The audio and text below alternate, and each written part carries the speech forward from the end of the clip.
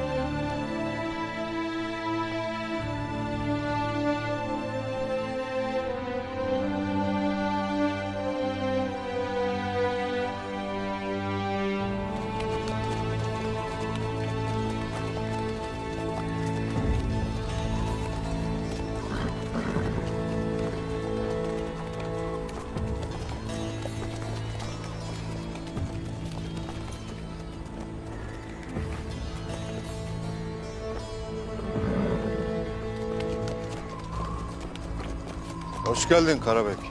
Hoş gördük Gümüştekin. Hayırdır? Saadettin köpek Ertuğrul'un kellesinin alındığından emin olmak istedi. O yüzden beni gönder. İçeri geçelim.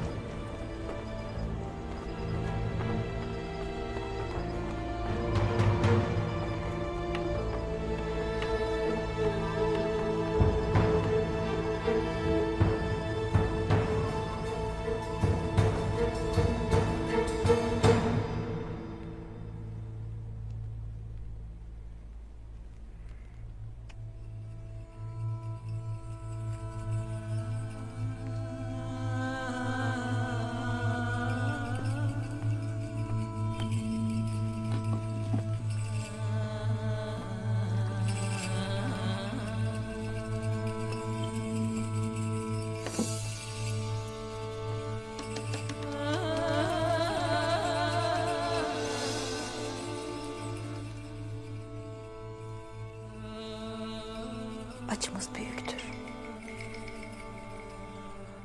Ağabeyin de sen de bu meselenin halli için kelle koltukta cenk edersiniz. Bilesin ki beyim, obanın içi de dışı kadar kaynamaktadır. Hain öldü yenge. Hainler ölür. Lakin ihanet içimizde yaşamaya devam eder. Yüce Rabbim yiğitliği, güzelliği Oğuzlara layık görürken bunun değerini bilelim, görelim diye ihaneti içimizde bir yerlerde yaşatmaya devam eder.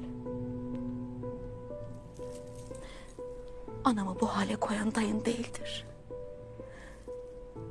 Sana o kör olasıca bıçağı atan el dayımın eli olsa da attıran el otağına kurulmuş ihanetin ağlarını örmektedir. Kimi dersin yenge? Aytolun. Tuğtekin'i sana, Gökçe'yi bana karşı doldurur. Tuğtekin'in kardeşime olan aşkını, Gökçe'nin de sana olan zaafını yine sana karşı kullanmak ister.